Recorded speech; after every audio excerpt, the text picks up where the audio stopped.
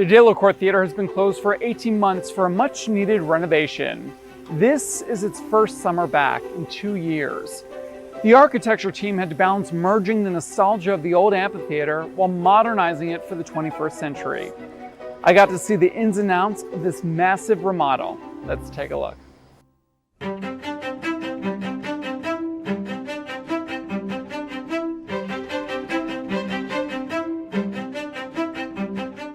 We had to reconstruct and rebuild this theater on possibly the most regulated piece of land on earth.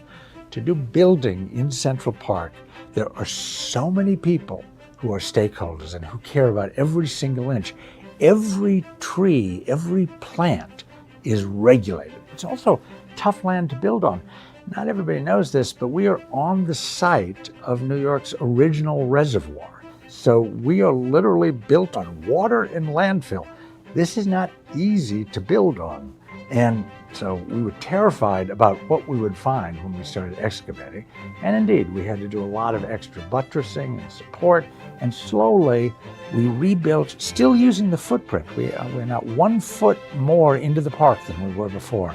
But on the bare bones of what was there before, we have built this beautiful, safer, more gorgeous, more accessible building. I met up with Rosalind Barber, the administrative chief of staff at the Public Theater, to learn more about the changes and upgrades made at the Delacorte Theater.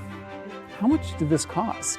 So our budget for this project is about $85 million. We were able to get about $42 million of city funding for the project and an additional $1 million from the New York State Legislature. And then matching that with private donations from folks who just believe so strongly that their neighbors and people that they've never met will all get the opportunity to participate in what we put on here. There is a little secret or story behind the wood that has been used for this theater. Yes, this is a really cool story. So as we were reconceptualizing the facade of this beautiful theater, we really wanted to give it an elevated look and also thinking a lot about sustainability and how we could participate in that.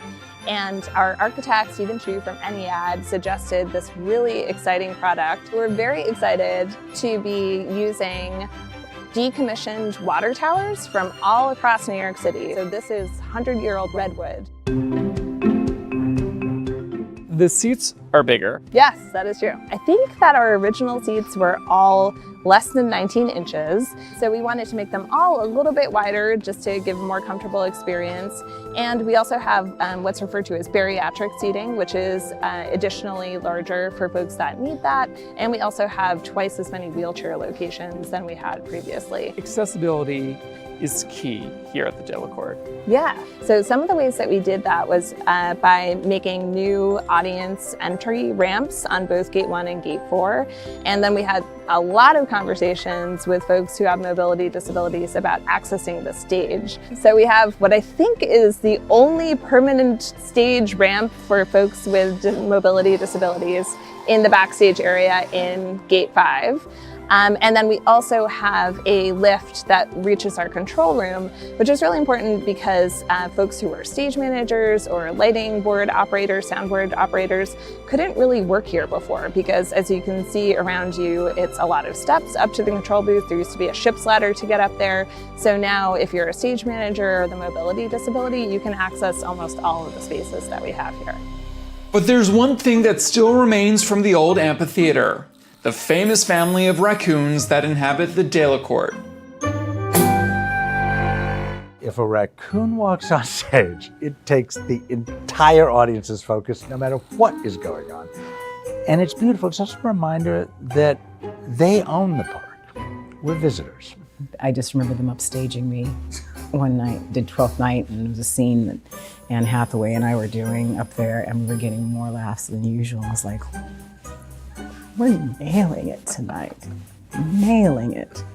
Come off stage, the rest of the cast is laughing. Like, was it that good? Like, no, the raccoons came on stage behind you. Being reminded that in the midst of the most urban environment on earth, we're still in nature is a gorgeous thing. So now we're backstage, or I should say underneath the Delacorte, and this is the dressing room area. And from what I hear, this is a very new and improved dressing room area. Yes, that is very true. The dressing rooms definitely needed some attention. I just remember the last show that I did there, it was, raining in the dressing rooms. When I did On the Town, I think they were still, rain-proof. But by the time I did The Tempest, ironically, they were not. We really wanted to elevate this to match the artistry that was happening on stage. So we've been able to make these fully interior spaces. As you can feel, there's air conditioning back here. In terms of accessibility, these are now accessible for folks who use wheelchairs or have mobility disabilities. We have wheel-in showers and ADA restrooms back here as well. So I think it'll be a much more hospitable place for the wonderful actors. I couldn't let Rosalind go without asking what would surely be on every theater goer's mind: bathrooms. I think that it was the Pirates of Penzance. I think that I needed to go to the bathroom so badly that I was just crying. There are more bathrooms. Yeah, so we partner closely with Central Park Conservancy, and so we said to them, listen, people are very excited about Shakespeare in the Park, but the thing that they ask us right after that is, will there be more restrooms? And there will be twice as many women's fixtures, which is architect speak for toilets, and we're very, very excited about that.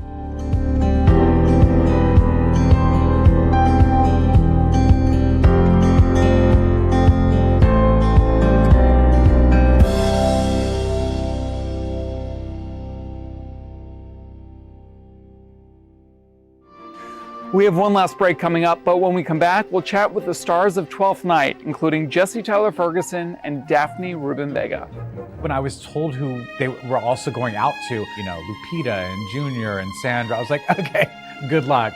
Let me know who it actually ends up being. And it was all these people because everyone said yes. Thanks for watching our YouTube channel. For more premiere theater coverage and exclusive interviews, click the subscribe button. You can also download the Spectrum News app or watch us on TV for the latest information, balanced coverage, weather updates every 10 minutes, and more. We'll see you there.